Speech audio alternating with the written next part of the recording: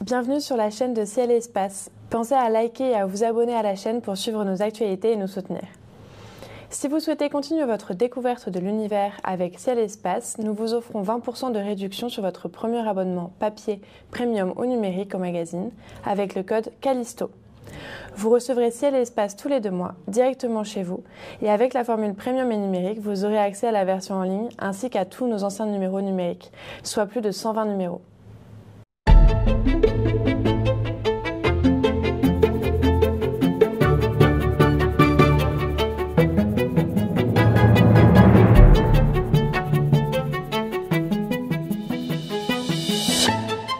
Eh bien, bonsoir à toutes et à tous. Bienvenue dans ce grand entretien de Ciel et Espace, donc réalisé en public à la Cité internationale universitaire de Paris, en partenariat avec le Club des chercheurs de la Fondation Victor Lyon, avec le soutien du ministère de l'Enseignement supérieur et de la Recherche et de la ville de Paris, et bien évidemment l'Association française d'astronomie qui a eu la joie d'apprendre cette semaine que le projet des arbres aux étoiles, que vous connaissez peut-être, présenté donc au budget participatif de la ville de Paris, avait été soutenu par le vote des Parisiens et retenu comme un projet réalisable dans le 14e arrondissement. Donc la coupole du parc Montsouris sera bientôt restaurée, réouverte et devrait permettre à toutes et à tous d'observer le ciel dans un des plus beaux parcs de la ville. Et ça, c'est une très bonne nouvelle puisque l'observatoire, en tant qu'observatoire, n'était plus accessible depuis le début du XXe siècle. Donc construit par l'amiral Mouchez pour favoriser l'observation des étoiles grâce au système de marine de l'époque. Voilà, et donc c'est de révolution dont nous allons parler aujourd'hui avec notre invité François Hammer. Bonjour François. Bonjour. Voilà, François est astrophysicien à l'Observatoire de Paris PSL. Il est aussi, et c'est ce qui nous a aussi déclenché l'auteur récemment d'un livre qui s'intitule Voyage de la Terre aux confins de l'univers, donc édité chez Odile Jacob, et c'était en février. Et sans flagornerie, j'ai pris beaucoup de plaisir à le lire. J'y ai appris beaucoup de choses. Ça pour moi, déclenché beaucoup de sujets de conversation avec vous. Et la première chose, c'est difficile de résumer 30 ans, 40 ans d'astrophysique et de voyage, je dirais pour l'astronomie dans son ensemble. Ce que j'ai retenu, c'est que vous commenciez par un mea culpa, en disant « Moi, j'ai fait le voyage de la Terre à la Lune, mais en avion ». Et ça, c'est pas très très bon. Alors en avion, parce que vous alliez parcourir l'Europe, vous alliez à Hawaï, des allers-retours incessants, vous alliez au Chili, là où sont finalement tous les grands télescopes encore aujourd'hui. Et ce mea culpa, je dirais, c'est quelque chose de très très nouveau, très moderne. L'astronomie s'intéresse aujourd'hui à ces déplacements. De plus en plus, on est plusieurs à l'Observatoire de Paris, en fait, à commencer à s'interroger effectivement sur plusieurs aspects importants. Le premier, c'est effectivement le réchauffement, vous comprenez bien. Et effectivement, notre activité ne doit pas, doit tenir compte de ça. C'est absolument normal. Et c'est vrai qu'on fait de plus en plus de visioconférences. Moi-même, j'ai fait des découvertes absolument extraordinaires durant la crise du Covid, où j'ai découvert des collaborations sur 4 continents en visio. Et ensuite, bien plus tard, j'ai rencontré les personnes en question. Mais j'irai un petit peu plus, on va un petit peu plus loin que ça. En fait, l'astrophysique a des choses à dire sur le réchauffement. On n'est pas complètement, en tant que scientifique, nous avons aussi à donner un certain nombre d'informations au public qui souvent ne sont pas données. Et je suis très surpris. Donnez-nous un exemple. Alors, un exemple très simple, une étude qui a été publiée dans Nature il y a 4-5 ans, dans laquelle il y a plusieurs Français d'ailleurs, a fait un modèle en 3 dimensions de l'atmosphère, des océans, des continents, et a montré que suite à l'évolution du Soleil, notre Soleil est une étoile de type G, et c'est une étoile qui, lorsque la vie est apparue il y a 3-4 milliards d'années, la Terre à cette époque-là était placée vraiment à l'endroit idéal pourquoi il y a eu la vie sur Terre? Vraiment, c'est parce que la Terre était placée à l'endroit le plus merveilleux qu'on puisse imaginer, au centre de ce qu'on appelle la zone habitable. La zone habitable, c'est rien d'autre que la zone dans laquelle essentiellement l'eau reste liquide. Vous voyez, si vous êtes trop loin du soleil, en fait, les eaux, ça va être des glaçons, hein, et c'est pas terrible. Et puis, si vous êtes trop près du soleil, là, l'eau va devenir purement vapeur. Et l'étude en question vous montre quelque chose, c'est que le soleil, il a évolué, lui. En 3 milliards d'années, il s'est réchauffé, 30% de plus, en 3 milliards d'années. Alors, ça n'a rien à voir avec ce qu'on vous a raconté, que le soleil, c'est le soleil qui est responsable du réchauffement climatique. Parce que vous divisez par ce 30% par 3 milliards d'années, vous doutez que tous les ans, il ne se passe rien. Mais par contre, ça fait que maintenant, la Terre se trouve très près de la zone, de la limite de la zone habitable, du côté chaud. Et ça, je suis un peu désolé de vous donner ça comme première nouvelle, parce que ce n'est pas une très bonne nouvelle, vous comprenez? Ça veut dire qu'on ne s'amuse pas à faire du feu à côté du feu, si vous préférez. On est au bord du précipice. L'esprit, c'est ça, quoi. Un petit peu trop. Ça, c'est la mauvaise nouvelle. C'est la mauvaise nouvelle, oui. Je peux donner une bonne nouvelle? Oui, évidemment. Quand même, hein, parce que sinon, je vais faire mal voir. Plomber les choses. Alors, une bonne nouvelle, il y en a une qui est assez extraordinaire et qui, curieusement, date de l'apparition de l'humanité sur Terre. C'est-à-dire quelques millions d'années. Nous sommes rentrés dans un gigantesque vide qui a été formé par une supernovae dans le passé, qui a repoussé la matière. Et c'est un vide tellement vide qu'il est 1000 fois plus vite que tous les vides qu'on sait faire sur la Terre. Alors vous me direz, mais on s'en fiche, on est dans le vide, et alors?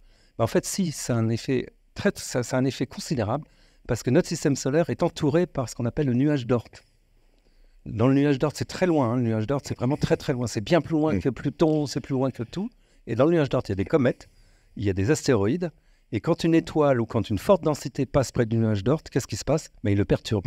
Donc une partie part à l'extérieur, mais une partie tombe vers nous.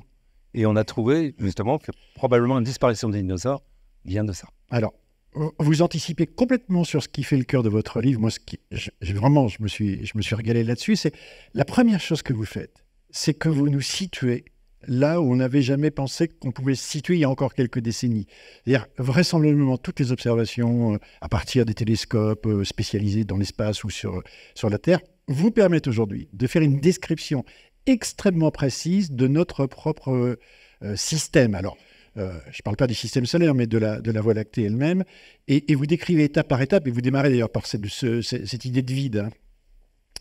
Cette bulle qui est un peu extraordinaire, mais en même temps, vous écrivez et vous dites que dans la Voie lactée, il y a des milliers de bulles. En gros, ça ressemble à un gruyère, quoi. Il y en a partout, finalement. Donc, ce n'est pas une situation exceptionnelle non plus. Alors, il y en a partout, mais vous n'êtes pas obligé d'être dedans. Oui. En fait, le Soleil tourne autour du centre de la Voie lactée et il tourne différemment de ce qu'on appelle les bras spiraux de la Voie lactée. Vous savez, la Voie lactée est faite avec des gigantesques bras spiraux qui sont des densités beaucoup plus importantes et le Soleil a croisé ces densités. Lorsqu'il croise ces densités, on a fait c'est pas sûr, mais on a fait une corrélation entre la disparition du biotope et le passage dans ces densités. Et alors, la bonne nouvelle encore, c'est que si on ne fait rien, si on ne fait pas de bêtises, on y est encore pour 10 millions d'années. Oui, ça, pas mal. C'est pas mal.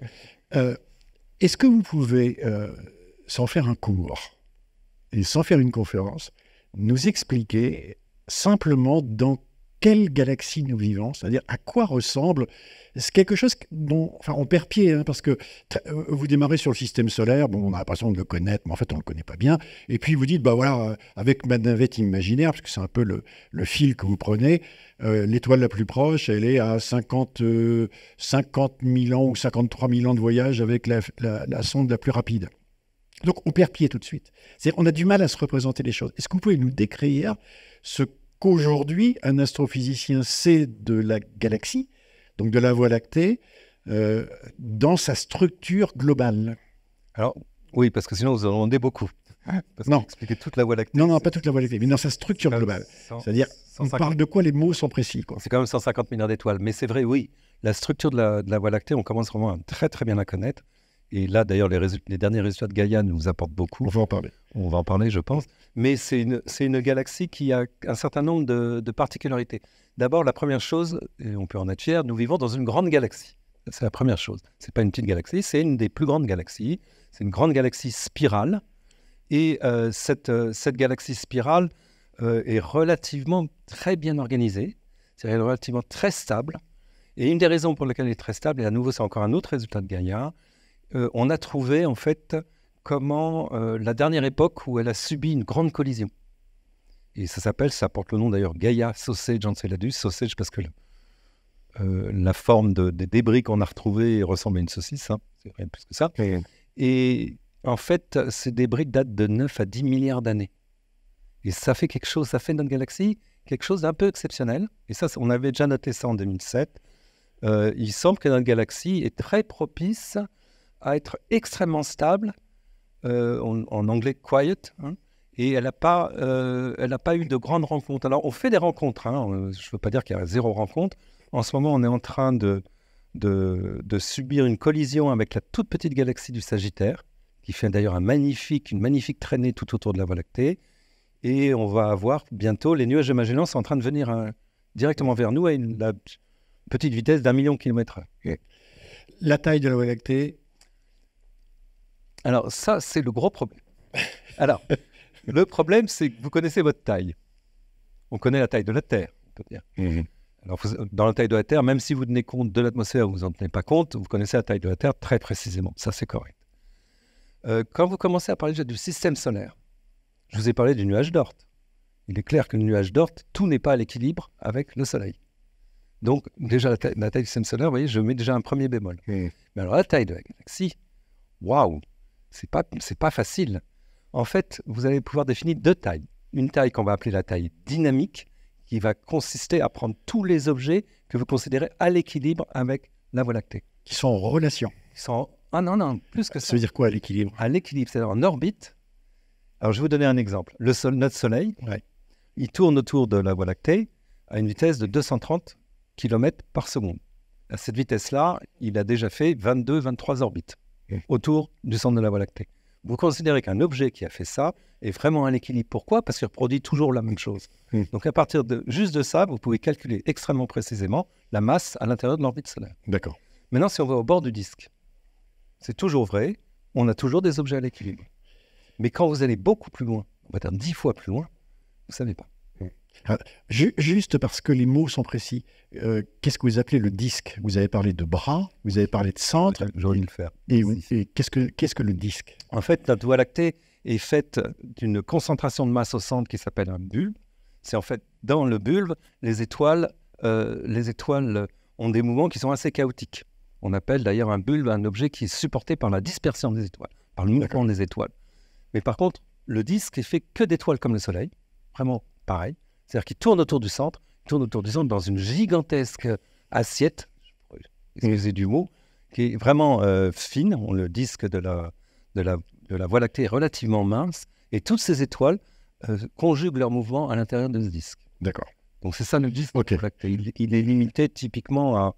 Alors on connaît la limite en kiloparsec, je suis un peu désolé. Non mais vous le donnez en années-lumière, vous dites c'est à peu près en diamètre 90 000 années-lumière, en épaisseur 2500, voilà. C'est pas beaucoup, hein. Et le disque autour, donc lui est à peu près de 10 000 années-lumière, c'est ce que vous donnez, le bulbe, pardon, excusez-moi, 10 000 années-lumière, c'est ce que vous donnez comme... Bon, sauf que les bordures, la frontière... c'est pas très clair. La frontière du disque, elle est assez claire parce que c'est vrai qu'il y a peu d'étoiles. Il y a quelques étoiles qui continuent à avoir une rotation comme si elles étaient un disque au-delà. On peut même les utiliser. Avec Gaïa, d'ailleurs, on a pu le faire. Mais il y en a beaucoup moins. En fait, ce qui se passe, c'est que ça s'appelle une chute qu'on appelle exponentielle. Exponentielle, vous voyez, c'est une chute très rapide hein, qui tombe. Et en fait, au-delà de ce 90 000 années-lumière, en fait, il commence à y avoir pratiquement plus d'étoiles. C'est ça, le bord du disque. D'accord, ok. De quoi est composée la galaxie? D'étoiles, de poussière, de gaz et de vide? Oui, c'est ça, oui. C'est ça? Oui, c'est tout à fait. Avec quelle proportion à peu près et des planètes, j'ai oublié les planètes, mais bon. Alors oui, là c'est négligeable. Hein. Bah, c'est agréable. Je suis désolé. Franchement, c'est agréable. Quand on sait en plus qu'il y en a partout. De plus. La proportion, c'est à peu près quoi? Mais la proportion, c'est typiquement... Alors, je vais donner la proportion des étoiles par rapport à ce qu'on appelle le gaz neutre. Le gaz neutre, c'est un gaz un peu particulier. Il est fait uniquement d'atomes d'hydrogène et d'atomes d'hélium. En fait, l'énorme écrasante majorité sont les étoiles. est vraiment les étoiles qui dominent. Elles représentent à peu près 90% du total. 10% étant ce gaz neutre. Mais c'est pas tout. Il y a un gaz qui est très important, qui est le gaz ionisé cette fois. Où cette fois, c'est plus un atome d'hydrogène ou un atome d'hélium, c'est un atome ionisé. C'est-à-dire que pour le cas d'hydrogène, c'est en fait juste un proton, tout simplement. Et ça, il y en a aussi beaucoup. Et lui, il n'est pas forcément à l'équilibre. Et il se retrouve jusqu'à beaucoup plus loin que le bord du disque. Je veux qu'on continue à parler de cette galaxie parce qu'elle va nous permettre d'aller ailleurs. Pour moi, une galaxie, il y avait un peu l'analogie de la ville. C'est-à-dire, nous sommes dans une ville, il y a un cœur de ville avec des buildings, il y a des quartiers, etc. Et puis la ville suivante, elle est beaucoup plus loin.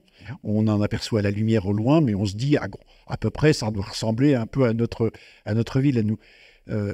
Dans notre ville à nous, finalement, vous dites, c'est assez stable. Ça bouge pas trop, mais quand on commence à compter le nombre d'étoiles ou les masses d'étoiles, enfin la masse de cette galaxie, ben là ça va plus du tout. La preuve, c'est que vous avez signé il y a quelques jours un communiqué de presse dans lequel vous annoncez que grâce aux observations du satellite astrométrique Gaïa, elle a pratiquement maigri de combien? 40%, la Voie lactée, d'après ces observations, si j'ai bien compris cela. C'est pire. Je suis désolé. C'est pire. Voilà, c'est une bonne nouvelle pour les gros de réduire d'un coup de 40%, mais qu'est-ce que ça signifie exactement que nous ayons des difficultés à mesurer la masse de cette galaxie? En fait, vous m'avez répondu par votre question. Quand vous avez dit quelle est la taille de la Voie lactée, je vous ai répondu, je n'en suis pas sûr. J'ai vraiment insisté là-dessus. Ça dépend de quoi on parle. Si vous parlez de ce qu'on appelle la masse dynamique de la galaxie, et la masse dynamique, c'est vraiment quelque chose, c'est vraiment de la physique, là. C'est la masse qui correspond à tous les objets qui sont à l'équilibre avec la galaxie. C'est cette masse que nous avons dévoilée avec Gaïa, parce que grâce à Gaïa, on a été capable de reproduire dans un espace, 3 dimensions d'espace, 3 dimensions de vitesse, on a été capable de calculer les orbites de toutes les étoiles de la Voie lactée. Et là, d'un coup, c'est révélé quelque chose, on a révélé quelque chose qui n'avait jamais été détecté dans aucune galaxie, c'est qu'en fait, la courbe, ce qu'on appelle la courbe de rotation, la vitesse en fait des étoiles, au lieu de continuer et donner des courbes de rotation plates, tomber au bord de la Voie lactée. Alors ça nous donne ça une masse qu'on appelle la masse dynamique. Ça ne veut pas dire qu'il n'y a pas une autre masse, c'est-à-dire qu'il n'y a pas des objets qui sont autour de la Voie lactée, qui orbitent plus ou moins bien, qui ne sont pas forcément à l'équilibre. Et quand je vous parlais de ce gaz chaud, c'est vraiment ça, ce gaz ionisé, du gaz chaud, c'est du gaz qui, lui, est plus ou moins à l'équilibre avec la Voie lactée, qui rajouterait donc une fraction de masse à nouveau, mais par contre, on ne sait absolument pas le mesurer, et on ne sait absolument pas, on peut le mesurer de façon extrêmement indirecte. Donc on ne sait pas si l'équilibre, il peut partir. En fait, si vous, pour reprendre votre analogie des villes, parce que je l'aime bien, je la trouve très très bien, c'est un peu le même problème. Si vous avez une ville et que vous avez des pavillons qui partent un peu dans tous les sens, parce qu'il y a des gens qui construisent, ou il y a un promoteur qui va faire un lotissement quelque part, ou quelque chose comme ça, il y a un moment, elle est où la ville? C'est où la limite, la frontière de la ville? Vous ne savez plus trop. Vous voyez, c'est un quartier qui n'est pas éclairé. Ou un quartier pas éclairé du tout, ou un quartier, par exemple, bidonville. Vous voyez, vous avez plein d'analogies que vous pouvez faire. Alors, derrière ça, il y a des enjeux qui sont les enjeux de masse cachée, mais on va en parler tout à l'heure. Moi, ce que j'ai aussi découvert en vous lisant, c'est que finalement, c'est la comparaison. C'est-à-dire, quand on regarde dans le ciel et qu'on est astronome amateur ou professionnel, mais généralement amateur, on nous montre la galaxie d'Andromède. La galaxie d'Andromède, c'est une petite tache floue visible à l'œil nu. On a appris grâce aux satellites maintenant astrométriques, entre autres, que sa distance, c'est environ 2,5 millions d'années-lumière. Je ne me trompe pas. Et là, vous décrivez cette galaxie comme vous décrivez la Voie lactée, en disant, mais finalement, celle-ci, qui ressemble vraiment à la nôtre, elle n'a rien à voir avec la nôtre. Elle est extrêmement différente, et si je remontais dans le temps, il y a 3 milliards d'années, elle ne ressemblerait pas du tout à ça. Donc, on ne peut pas se fier à ce qu'on voit un peu plus loin, la ville qui est un peu plus loin, en disant qu'elle ressemble à la nôtre. Et ça, c'est quand même quelque chose qui est assez déstabilisant en dehors de ce qu'elle se situe finalement pas si loin que cela. Oui, je pense que c'est très déstabilisant, d'autant que la galaxie en question est très déstabilisée, si je peux me permettre le jeu de mots. C'est-à-dire en fait, Pendant très longtemps, jusque dans les années 80, on considérait Andromède comme étant notre jumelle, notre sœur jumelle. Bon, elle est plus grosse, elle fait 2 fois plus grosse en nombre d'étoiles, bon, soit, mais quand même, elle ressemblait beaucoup. Et puis, ça a été lancé par des astronomes américains, d'une part, qui ont observé avec le télescope du Keck, le télescope spatial, et des astronomes français qui ont observé tout l'alentour dans une surface absolument gigantesque, 100 fois le diamètre de la Lune en surface. Ça a été fait au télescope franco-canadien. Mais c'est pas le diamètre de la... Ils ont observé un diamètre gigantesque pour pouvoir rien rater. Tout ce qui se passait autour. Okay. Et là, les découvertes ont été sensationnelles. Je vous ai dit, le Soleil il tourne autour du centre de la Voie lactée à la vitesse de 230 km par seconde. Mais quasiment toute sa vitesse est circulaire. C'est-à-dire qu'il n'a quasiment pas de vitesse perpendiculaire à cette vitesse circulaire. Il tourne.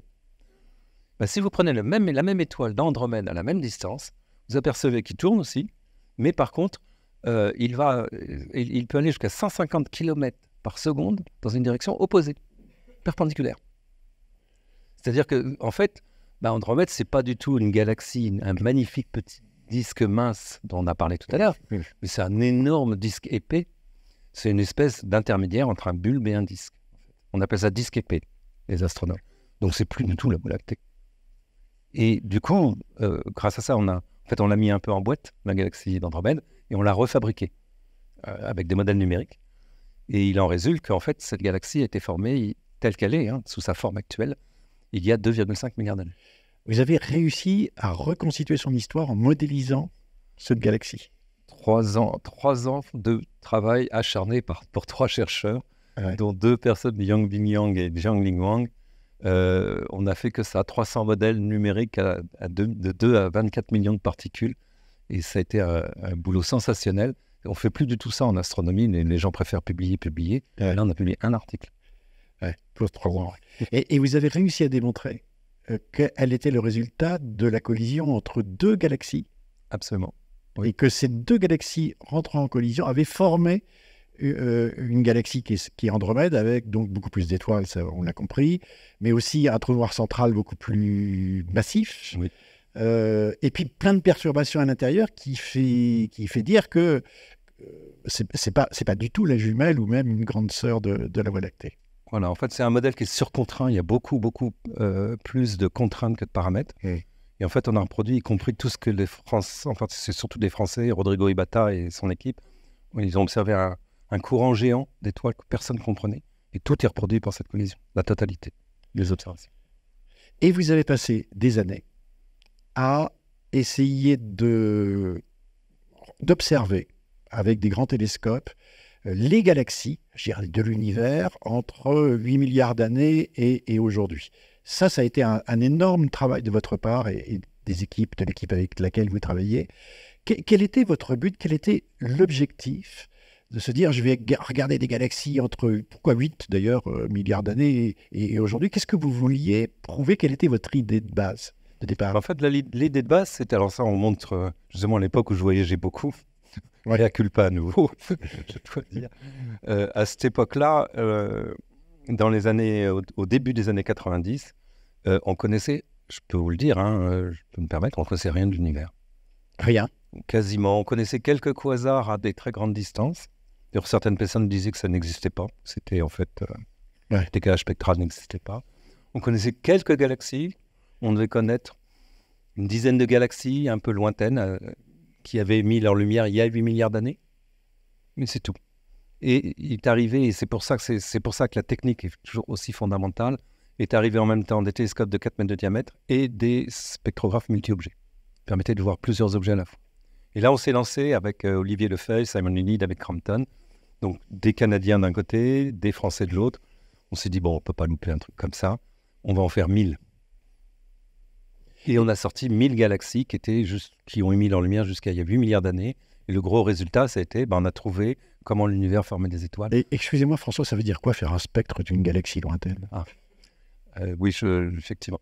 En fait, un spectre, c'est rien d'autre que lorsque ce que vous voyez dans un prisme, vous transformez de la lumière blanche en de la lumière rouge, les couleurs de l'arc-en-ciel. Vous faites rien d'autre que ça. Bon, spectroscopie, c'est un tout petit peu mieux. Vous avez une meilleure résolution. Vous allez chercher des choses beaucoup plus fines. Ouais. Et en fait, vous allez retrouver, qu'est-ce que vous allez retrouver? Vous allez retrouver ce qu'on appelle des raies. C'est-à-dire qu'il y a des éléments, l'oxygène, l'hydrogène ou d'autres éléments, émettent avec des raies qui sont très précises. Et vous pouvez comparer aux raies du laboratoire. Et là, ce qu'on a fait, c'est qu'on a regardé 1000 galaxies, et sur ces 1000 galaxies, on a trouvé où elles étaient dans l'espace. C'est-à-dire à quelle vitesse elles s'éloignaient de nous, parce qu'il faut savoir que toutes les galaxies s'éloignent les unes des autres, sauf Andromède, c'est un autre sujet. En fait, à partir de cette relation, on peut déduire la distance des objets à partir de ce décalage spectral. Et ça, c'est ce qu'on appelle la loi de Hubble-Lemaitre, qui nous permet de montrer en fait que l'univers est en expansion. Et voyez, pour vous l'expliquer très simplement, imaginez un ballon de baudruche. L'univers est en expansion, vous gonflez le ballon, vous prenez 2 points sur le ballon, quand vous gonflez le ballon, les 2 points s'éloignent l'un de l'autre. C'est ce qui se passe dans l'univers. Mais vous avez aussi un résultat spectaculaire, c'est que vous découvrez que la quantité d'étoiles produites dans ces galaxies à cette époque-là, en tout cas vers 8 milliards d'années, est 10 fois supérieure à ce qu'on connaît aujourd'hui. Oui, nous sommes dans un univers qui commence à se reposer. On peut vraiment le dire comme ça. Et c'est lié à son expansion, effectivement. Puisque plus il est en expansion, moins les rencontres entre les galaxies sont faciles. Et effectivement, il y a 8-10 milliards d'années, on était au pic de la formation d'étoiles, parce que c'était le moment où en fait, les galaxies se sont assemblées, les galaxies s'assemblent, les petites galaxies s'assemblent pour donner des plus grandes. Et ça, c'est maintenant un scénario qui est de plus en plus prouvé et qui semble vraiment le plus... Mais je vous fais raconter tout ça parce que j'ai l'impression que vous nous dites en filigrane qu'on ne peut pas parler de l'univers comme ça sans avoir systématiquement toujours en tête l'idée de l'espace et du temps, et que c'est peut-être un concept de l'univers, parce qu'en fait, il n'est jamais vraiment le même en fonction du temps où on l'observe. C'est ça que vous voulez dire ? Alors, oui et non. Alors, c'est oui pour l'univers lointain, mais non pour un univers qu'on peut vraiment appeler local. Alors, faites bien la différence. Alors, il y a vraiment un univers local que l'on peut définir de 2 façons différentes. La première, c'est simplement une galaxie, c'est quelque chose d'énorme. Imaginez, on est en train de parler de 150 milliards d'étoiles, du gaz chaud, enfin énormément de choses dedans. Donc c'est vraiment un système complexe. Et c'est un système qui met un certain temps à évoluer. En fait, pour faire évoluer une galaxie, il faut compter typiquement 1 à 2 milliards d'années. Ce 1 ou 2 milliards d'années va vous donner la limite de l'univers local, puisque c'est 1 ou 2 milliards d'années-lumière en distance. Vous voyez ? Une autre façon de le faire aussi, c'est... certains astronomes ont réussi à faire quelque chose, c'est une gageure, j'ai trouvé ça absolument formidable, c'est le groupe de Brent Tully c'est le groupe de Brent Tully, et ils ont réussi à mettre en place, à regarder les petits mouvements des galaxies, les tout petits mouvements des galaxies relativement de cet univers local, et ils se sont rendus compte qu'on arrivait à retrouver toute la structure de l'univers, y compris les grands vides. Mais ils ne peuvent pas le faire au-delà de l'univers local parce qu'elles deviennent trop petites. Ça nous donne, et la valeur c'est la même, 2 milliards d'années. Parce qu'en fait, encore une fois, j'essaie de pas me perdre. C'est univers local. On change de dimension tout d'un coup. On arrive dans quelque chose qui dépasse le milliard d'années. C'est ça, lumière. Voilà. Et là, on trouve des structures encore. Donc, vous parlez de bulles, vous parlez de filaments. L'image qui est souvent donnée, c'est celle d'une éponge. C'est-à-dire que, encore une fois, quand on change de dimension, on retrouve toujours des structures structurées, excusez-moi, mais par des galaxies. C'est quelque chose qu'on a découvert aussi récemment. Enfin, récemment. Alors, ça a été découvert il y a quand même déjà un certain temps, quand même. Ouais. C'était les premières découvertes qui ont été faites par le télescope du Sloan. En fait, on peut le dire un peu différemment. Vous avez 2 types d'objets. Plus vous commencez à regarder des objets de plus en plus gigantesques, moins vous allez récupérer des conditions à l'équilibre. Encore, je reviens sur l'équilibre. Ouais. J'ai trouvé un peu obsédé par mais c'est l'équilibre. Mais les très grandes structures, en fait, toutes les galaxies sont dans ce qu'on appelle un réseau cosmique, cosmic web en anglais, et qui correspond en fait effectivement à des gigantesques filaments qui encadrent des vides. Lorsque 2 filaments ou 3 filaments se rencontrent, on forme un amas de galaxies. Donc, à la limite, cette structure est relativement simple. Mais par contre, elles sont tellement gigantesques, pour qu'elles puissent évoluer gravitationnellement, il faut à peu près 10 fois l'âge de l'univers, voire 100 fois l'âge de l'univers. Donc, en fait, ces structures, la seule façon de comprendre comment ces structures sont formées, il faut aller jusqu'au Big Bang. Pour une galaxie, c'est complètement différent. Les galaxies sont toutes petites par rapport à ça. Notre Voie lactée par rapport à un filament, c'est mon pouce par rapport à la pièce. Hein. L'ordre de grandeur. Hein. Oui. C'est vraiment... Alors, pour une galaxie, c'est très différent. Une galaxie, elle évolue. En 2 milliards d'années, il se passe des choses.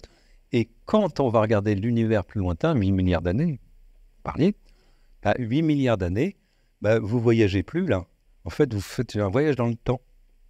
C'est une autre chose, un voyage dans le temps. C'est-à-dire que vous allez regarder des objets à partir d'un... Il y a un principe que vous devez appliquer, c'est le principe qu'on appelle le principe de Copernic. Vous considérez que vous n'êtes pas placé dans un endroit unique dans l'univers, mais les galaxies que vous allez voir qui ont émis leur lumière il y a 8 milliards d'années doivent, statistiquement, ressembler aux ancêtres de nos galaxies aujourd'hui.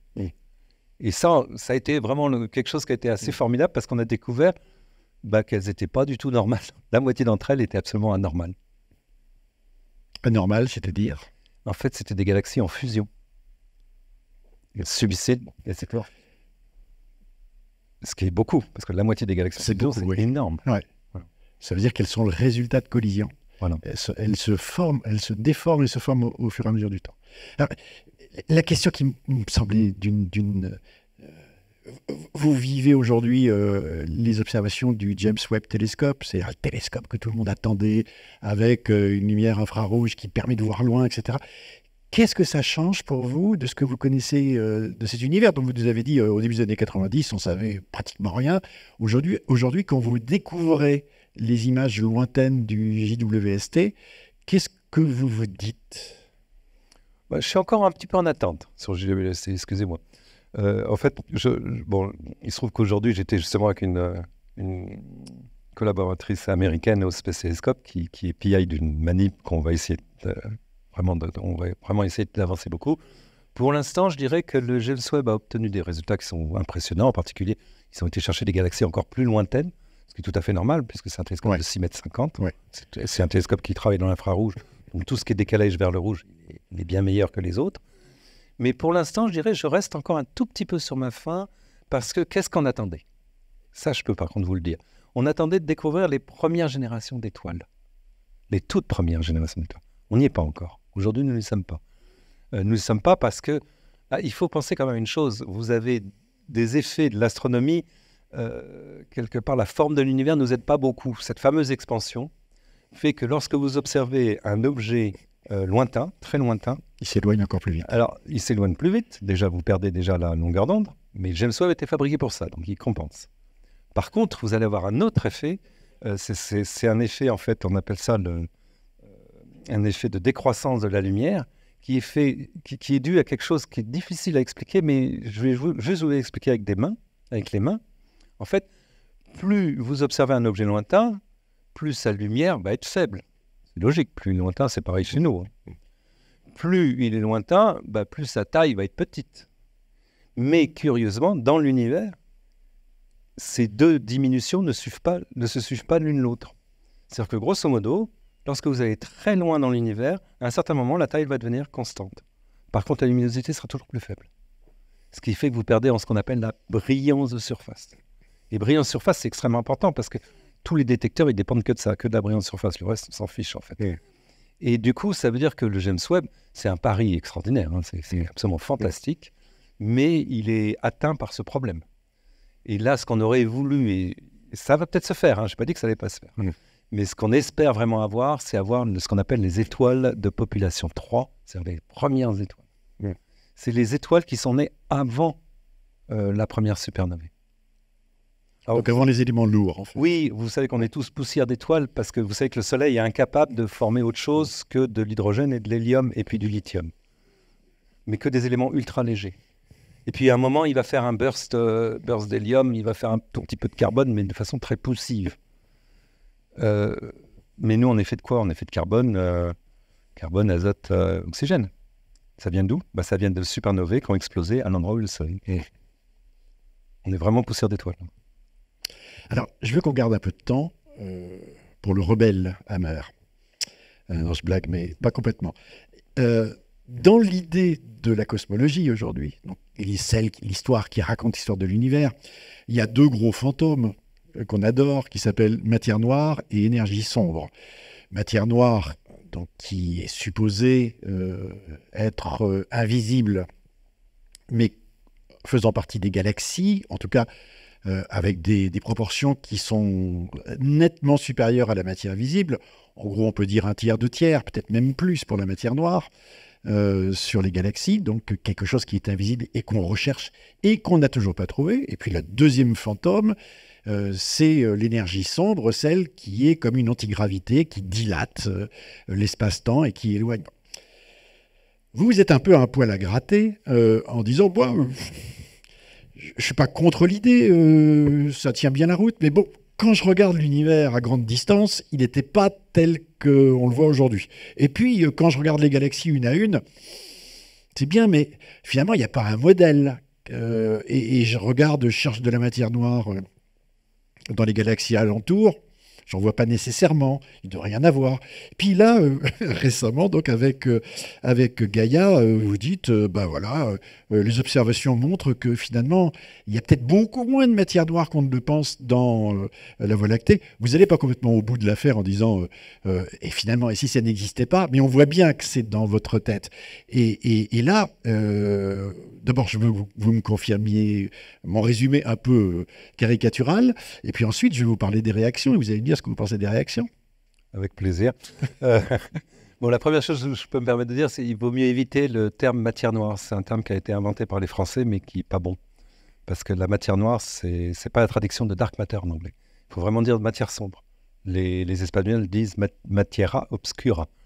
Et ça, je ne sais pas pourquoi les Français ont choisi ça, j'ai toujours pas retrouvé la raison. La raison pour laquelle il ne faut pas le faire, c'est qu'il existe une structure qu'on appelle corps noir. Par exemple, notre soleil, c'est un corps noir, et pourtant ça brille beaucoup. Donc, ce n'est pas très bien approprié. Mais ça, c'est vraiment un tout petit détail. Par rapport aux proportions, c'est un peu différent. En fait, nous, ce qu'on trouve, d'abord, la première chose, c'est une mesure qu'on a fait. Et c'est vrai que c'est un résultat, quoi. Enfin, je veux dire, Gaïa, il permet de récupérer les orbites des étoiles. Donc, on sait exactement comment ces étoiles se comportaient. On sait que les mouvements des étoiles sont circulaires parce qu'on les mesure. On mesure tous les mouvements. Et donc, ce qu'on a reporté, c'est rien que une mesure. Mais une mesure dans toutes les directions ? Une mesure dans la direction de ce qu'on appelle l'anticentre, c'est le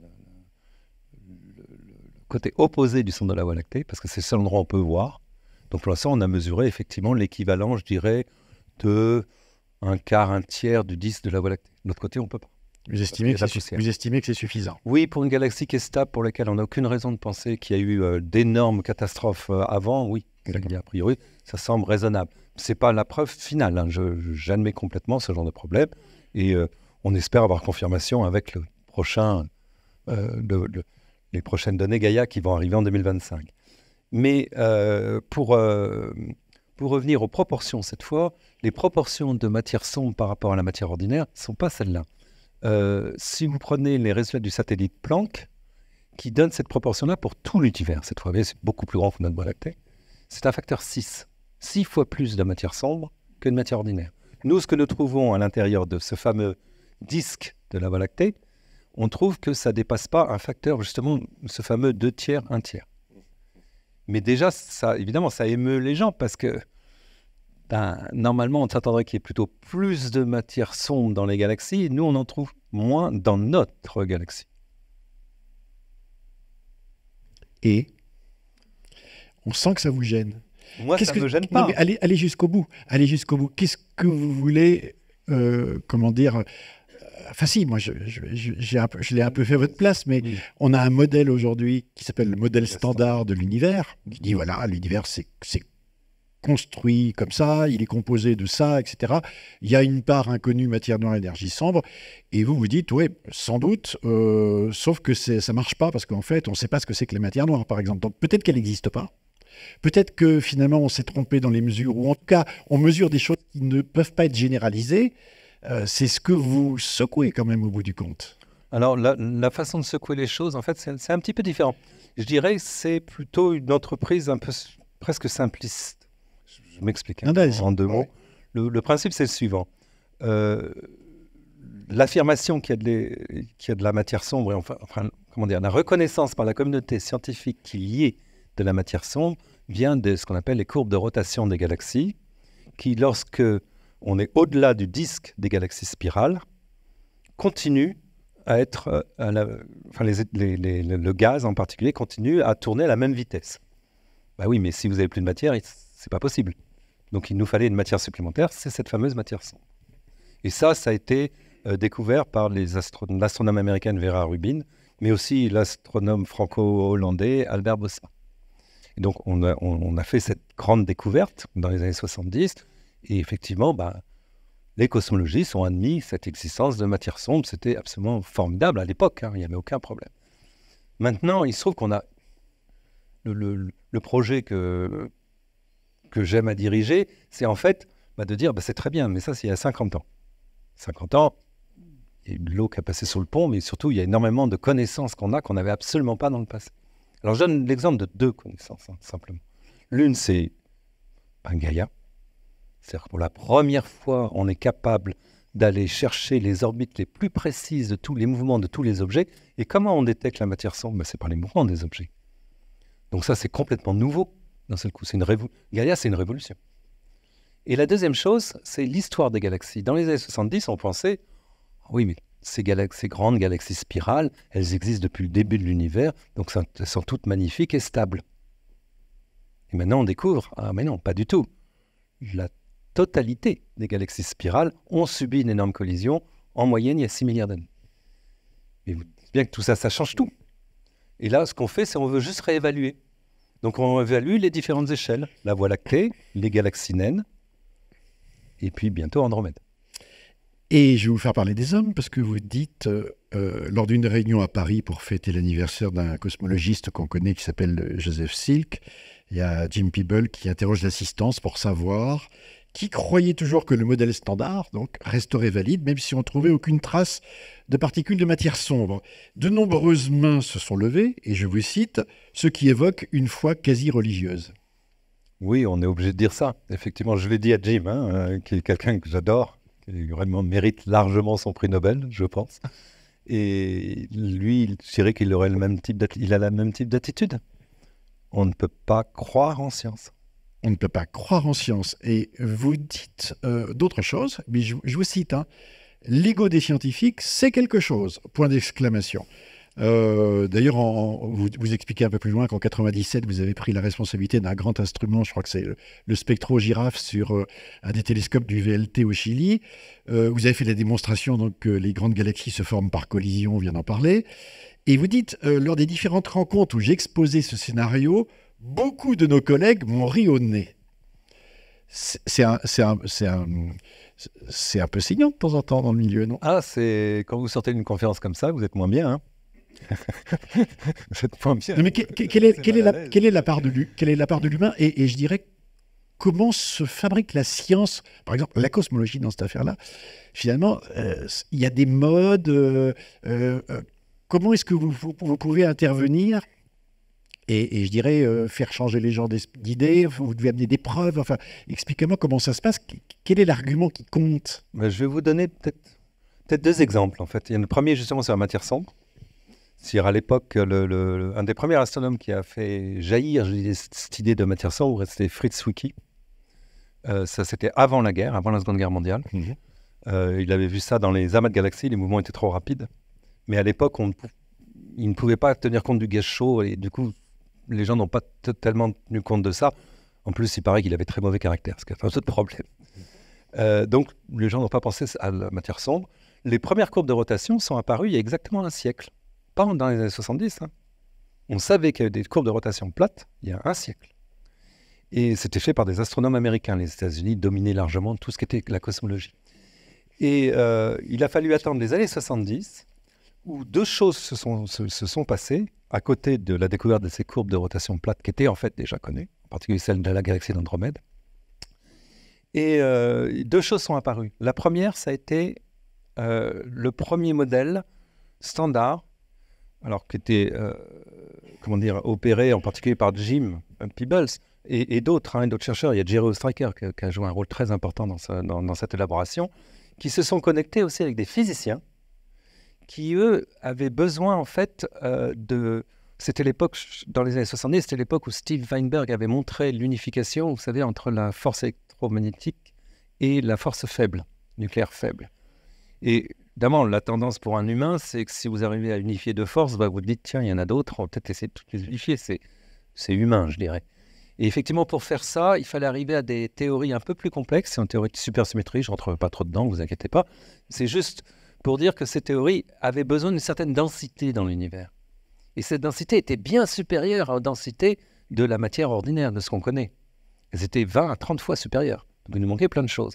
Donc cette découverte de matière noire, évidemment, a été accueillie comme une espèce de... C'était génial, puisque d'un seul coup, on augmentait la quantité de matière dans l'univers par un facteur 6.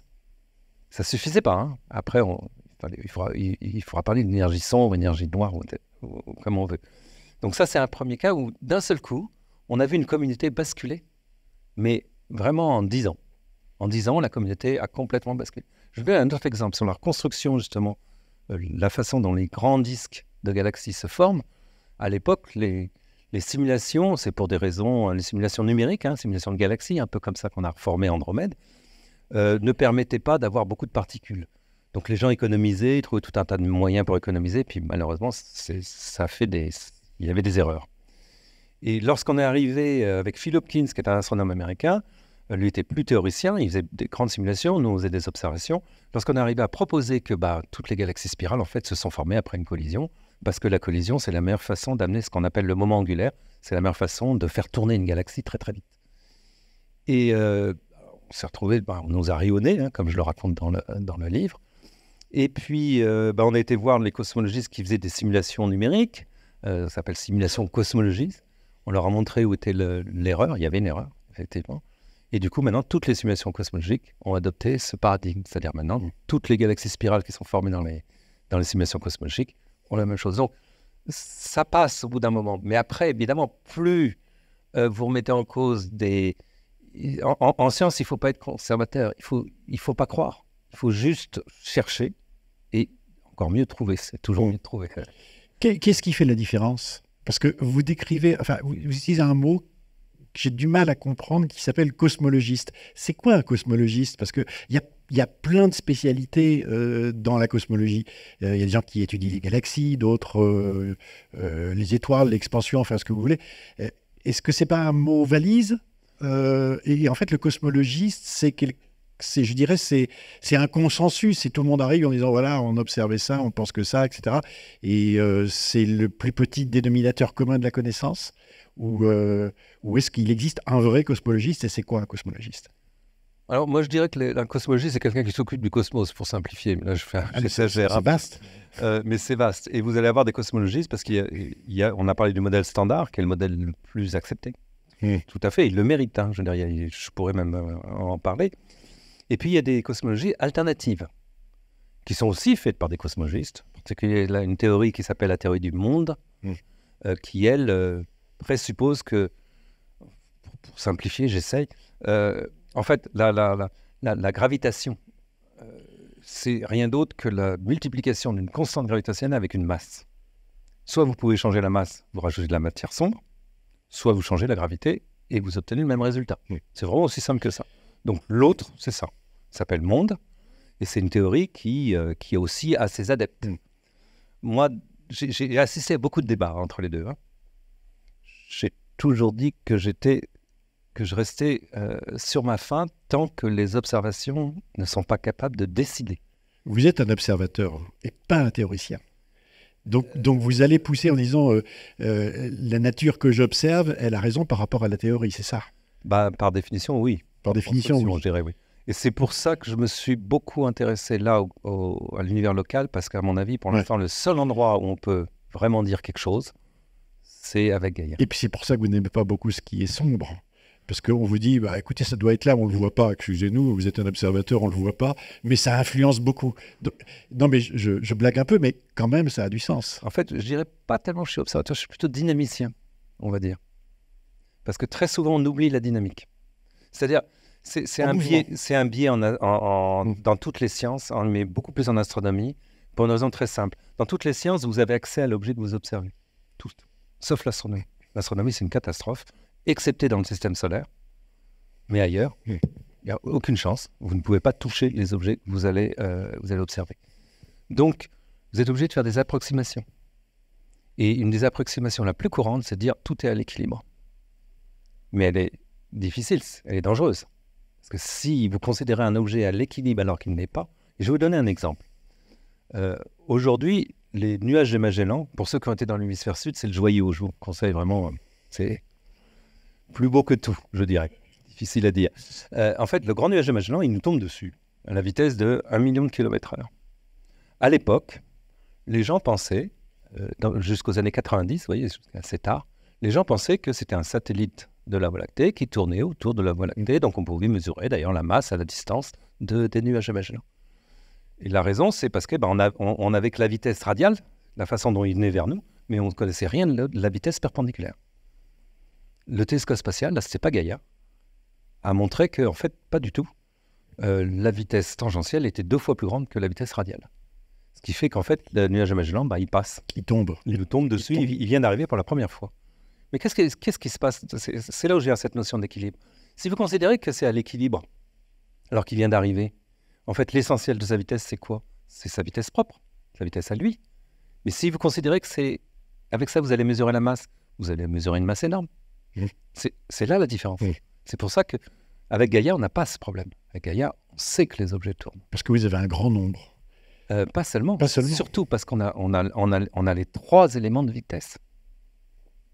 On connaît exactement comment ils étaient il y a 1 milliard d'années et comment ils seront dans 1 milliard. Sauf qu'on va vous rétorquer que même si c'est beaucoup, 2 milliards d'étoiles, finalement c'est une sphère locale. Et que la sphère locale, elle n'est pas nécessairement représentative du global.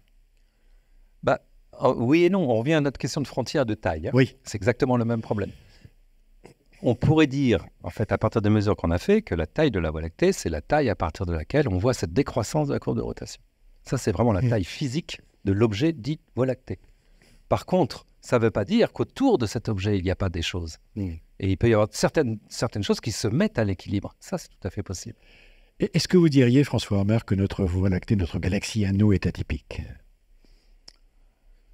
Alors oui et non, à nouveau, c'est une galaxie spirale, donc il y a la majorité des grandes galaxies sont des galaxies spirales, donc de ce côté-là, elle est même extrêmement normale. Par contre, si on regarde l'histoire des collisions des galaxies, elle est un peu, poussive, dans le sens où elle a eu ça très tôt, et elle n'a plus beaucoup de collisions. C'est vraiment une galaxie calme par rapport aux autres. Andromède et la Voie lactée sont les 2 opposés, quasiment. Ce qui est intéressant, parce qu'on nous a considérés comme jumelles. Oui, mais ça voudrait dire aussi que nous vivons autour d'un système, dans un système qui est un peu peut-être atypique. On n'a pas encore trouvé d'objet comme la Terre, autour d'une étoile comme le Soleil, dans une galaxie qui est peut-être aussi un peu atypique. Ça fait de l'atypique quand même beaucoup. Vous voulez faire un lien entre la vie et le côté calme de la Voie lactée? C'est vous qui le faites. Hein. Ah, ça a du sens. Ça a du sens. Ça a du sens, oui. Je voudrais conclure par 2 choses. La première, c'est votre vision de la recherche. Vous avez la dent, évidemment, enfin pas évidemment, vous avez la dent dure sur votre regard sur la recherche française en particulier. Bon, je rappelle que vous avez été président de Sauvons la Recherche, vous avez été engagé dans des bagarres pour essayer d'avoir un maximum d'aide sur la recherche française, publique, etc. Vous dites dans votre livre qu'aujourd'hui la recherche est gérée en dépit du bon sens. C'est une gestion calamiteuse, sauf vos mots, qui déconsidère les facteurs humains, par exemple. La situation est grave pour vous? Alors, première chose, je fais un rectificatif. Je n'ai jamais été président de Sauvons la Recherche. D'accord. J'ai participé à cela en particulier parce que j'étais en fait président du conseil scientifique de l'INSU, qui est un institut qui s'occupe de l'astronomie, des sciences du climat en particulier. Effectivement, dans ce cadre-là, on s'est retrouvé face à des offensives terribles contre la recherche qui consistaient en fait à réduire les budgets systématiquement. Et on est encore dans une phase où on continue à diminuer les budgets et on continue, je dirais pour moi, à maltraiter la recherche. Ça, c'est une première chose. Et ça, on le fait, et ça, c'est un vrai problème pour notre pays, la France, parce que les autres pays ne font pas ça du tout. On est un des rares pays qui a fait un choix très curieux, qui consiste à ignorer complètement la recherche et les chercheurs et chercheuses. Et ça, je pense que c'est une erreur absolue, parce qu'on est en train de sacrifier des domaines dans lesquels on a des excellences extraordinaires. Alors, je parle des mathématiques, mais l'astrophysique aussi, la physique, un certain nombre de disciplines sont remarquables. On a des gens qui sont reconnus internationalement à un très haut niveau. Et on les a traités de gens qui cherchaient du chauffage, cherchaient de la lumière et de du la chauffage. lumière et du chauffage, je crois, à l'époque. Il y a quelques années, ça continue pour vous. Mais ça n'a pas bougé d'un poil. Le défaut, il est là, c'est que la politique Sarkozy, je m'excuse de dire le nom, hein, la politique Sarkozy est appliquée exactement avec la même rigueur. On a donné l'indépendance aux universités qui sont absolument incapables de l'avoir, qui n'ont plus un sou. Elles sont presque toutes en faillite. Et on a dit, on va en mettre plein ensemble. On a géré ça avec des espèces de gros comités de pilotage, avec des gens qui reçoivent des salaires double ou triple du mien. Je ne sais pas ce qu'ils font, mais non, c'est pas bon. C'est une réforme de recherche qui a été menée par des gens qui ne connaissent rien à la recherche. Et je ne vous cache pas qu'au bout de 20 ans, oui, je pense que là, ça va être grave. Et ça a commencé en 2007. Et je dirais aujourd'hui, votre vision sur cet avenir est assez sombre. Vous avez bien compris que j'aime pas le mot sombre. Donc l'idée, je faisais un peu exprès. Je pense qu'il faut que chacun, à mon avis, et dans la recherche, on peut faire ça. Parce que d'une part, il y a toujours des jeunes qui sont extraordinaires. Moi, les jeunes avec qui je travaille, j'ai 2 étudiants là en ce moment. Ils ne sont pas français, hein, c'est comme ça, hein, parce que c'est vrai que les Français commencent à s'éloigner un peu aussi. Hein. Il faut penser à ça. Et il faut continuer on peut encore faire de la recherche en France. On n'est pas encore un pays sous-développé, on a encore quelques chances. Mais par contre, je m'insurge effectivement contre ça. Moi, j'ai dirigé un labo pendant 10 ans. À cette époque-là, on pouvait recruter des ingénieurs pour faire des manips. Je vous donne un exemple. Il y a 22 labos en astrophysique en France. Vous voyez, à l'époque, il y avait à peu près tous les ans, on pouvait recruter l'équivalent de 22 ingénieurs ou techniciens. Aujourd'hui, c'est 2-3. Ça vous donne une idée? Comment vous l'expliquez? Une culture du personnel politique, un changement culture complète. À culture complète. Et qui ne veut pas l'être. Ça ne les intéresse pas. Comment ça qui ne veut pas l'être? Vous saviez qu'à l'époque, on disait toujours, quand on nomme le ministre de la Recherche, on le nomme en même temps que le ministre des Anciens Combattants. C'est à la fin, vous savez, on va prendre un radical de droite ou de gauche selon le parti au pouvoir. Il y a eu des périodes extraordinaires. Moi, j'ai connu Vercurien. Et ça, je veux lui donner un hommage parce que hallucinant. Début des années 80. Hallucinant. Il a été ministre de la Recherche pendant 3 ans. Et pendant 3 ans, vous pouvez regarder la courbe de publication qu'augmentait. C'est difficile à croire. Mais là, maintenant, les ministres de la Recherche, ils font quoi? Mais pourtant, vous savez très bien que le discours, en particulier sur le changement climatique, est extrêmement valorisant pour la recherche en disant on a besoin de recherche, on a besoin de travailler sur ce sujet pour limiter l'émission de gaz à effet de serre, inventer de nouvelles solutions. Donc il y a une valorisation, en tout cas orale. Alors, orale. Je vous donne un exemple. Quand on essayait, c'était à l'époque de François Hollande, quand on a essayé vraiment de sauver la recherche, au sens propre du terme, parce que déjà à l'époque, les jeunes chercheurs commençaient à partir, à fuir, à s'enfuir. C'est-à-dire, ils faisaient leur thèse. Des fois, certains n'en faisaient même pas leur thèse. Ils commençaient à s'enfuir, à quitter le domaine. Hein. Certains sont partis à l'étranger. Et on avait vérifié, nous, on avait fait un calcul très, très simple. Vous avez peut-être entendu parler du crédit impôt recherche. Ce crédit impôt recherche, il nous suffisait de 2%. De prendre 2% de ce crédit impôt recherche et on sauvait la recherche en France. Ça a été refusé. Ça a été refusé. Ouais. Et aujourd'hui, comment? Ça me navre, parce que je regrette vraiment tous ces choix qui ne sont pas bons. Ils sont clairement pas bons, il faut le dire.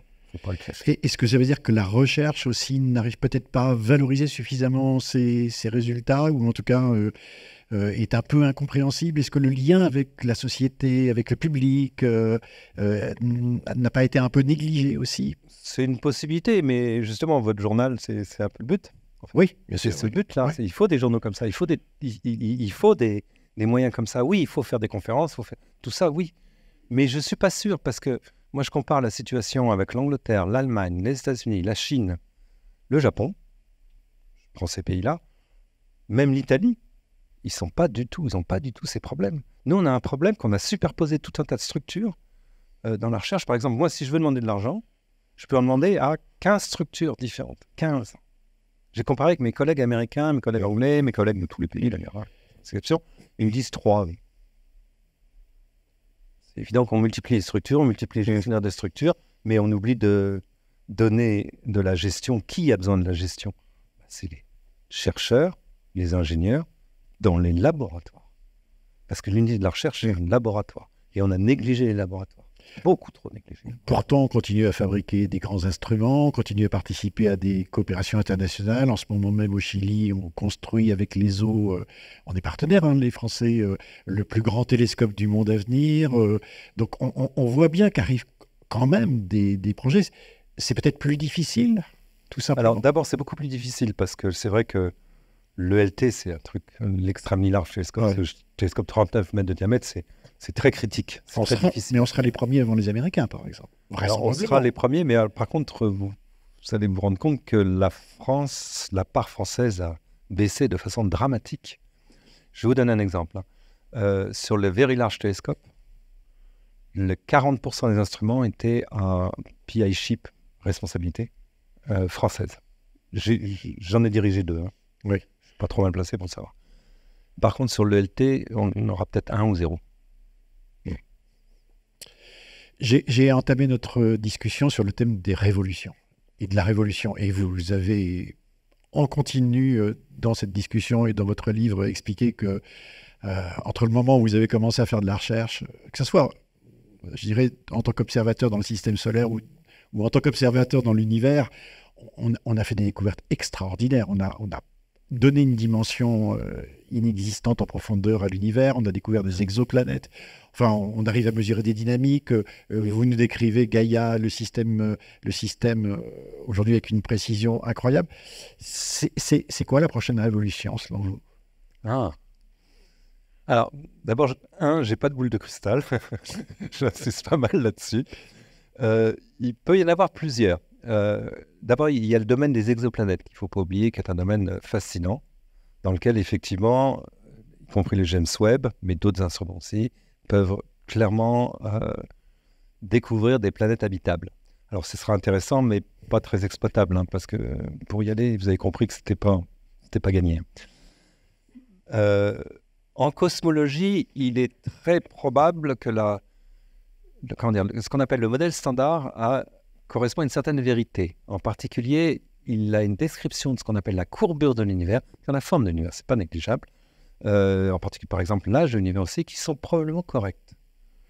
Par contre, sur le contenu de l'univers, à mon avis, c'est pas fini. Il peut y avoir encore des révolutions. Je pense qu'on n'a pas encore fini. Et pourquoi? Parce que la recherche, c'est aussi un continuum qui doit se reproduire. C'est très difficile, une recherche qui soit complètement glacée, frozen en anglais, vous voyez, ou quelqu'un a découvert complètement figé depuis les années 70. Non. Non. Et si la prochaine révolution, c'était que l'astronomie nous donne une meilleure image de la Terre? Alors, une meilleure image de la Terre, c'est-à-dire je pose la question. Vu de l'extérieur, on est sorti, on a été très loin, on est un peu comme l'homme qui a été sur la Lune et qui découvre qu'il n'y a pas d'extérieur facile, que finalement c'est un très bel endroit et que c'est cet endroit-là qu'on doit privilégier, comme vous l'alertez au début du livre en disant attention. Oui, assez fortement, parce que c'est vrai que il y a une tendance qui est un petit peu qui se clame être scientifique, qui consiste à dire on espère que le progrès scientifique va nous sauver. Et ça, c'est vraiment absurde. C'est un manque de compréhension de ce que la technique peut faire. La technique ne peut pas tout faire. On peut faire des choses avec la technique, c'est sûr. Il y a des choses qu'on ne peut pas faire. Si vous polluez votre air, vous polluez votre air, parce que pour dépolluer, c'est toujours plus difficile. C'est plus facile de casser c'est beaucoup plus facile de casser que de construire et que de reconstruire. Et là, le problème en question, il est extrêmement simple, c'est qu'il y a très peu de CO2 dans l'atmosphère aujourd'hui. Et il n'y en aura jamais beaucoup, parce que c'est des quantités infimes. C'est ces quantités infimes qui réussissent à rendre l'atmosphère et à rendre le réchauffement possible. Vous voyez ? Donc, pour extraire quelque chose qui est extrêmement ténu, on ne sait pas faire. On ne sait simplement pas faire. Alors, il y a des milliardaires qui veulent lancer des solutions en mettant du soufre ou des choses comme ça un peu partout. Alors, moi, la comparaison que je leur fais, c'est si vous mettez du soufre dans la haute atmosphère, vous allez fabriquer Vénus. Alors, il faut donner Vénus. Vénus, c'est de l'azote, du gaz carbonique et de l'acide sulfurique, avec une pression qui est, je ne sais pas combien de fois la nôtre, je ne sais plus, mais beaucoup. Donc Vénus, c'est l'exemple réussi du gaz à effet de serre, c'est l'effet de serre réussi. Mais enfin, on n'a pas très envie d'aller là. Et cette tendance-là, pour moi, c'est la plus dangereuse. C'est de faire croire aux humains comme nous que oh, mais vous en faites pas, les scientifiques vont trouver. Bah oui, mais moi je vous dis, je suis comme scientifique, en tout cas, je ne fais pas cette recherche, hein, j'admets. Mais je ne vois pas actuellement de solution simple. Et certains nous disent, ah ben on va aller sur Mars. Ben, je vous conseille d'y aller sur Mars parce qu'il y a 3 milliards d'années, il n'y a plus d'océan, il n'y a plus d'eau et plus d'atmosphère. C'est pas très tentant quand même. Tout ça s'appelle le scientisme et la propagande. La connaissance qui est claire, et entre autres la matière sombre, eh bien, il faut vous lire, François, Voyage de la Terre aux confins de l'univers. Merci beaucoup à vous et puis merci de nous avoir suivis. À très bientôt. Ben, c'est moi qui vous remercie toutes et tous.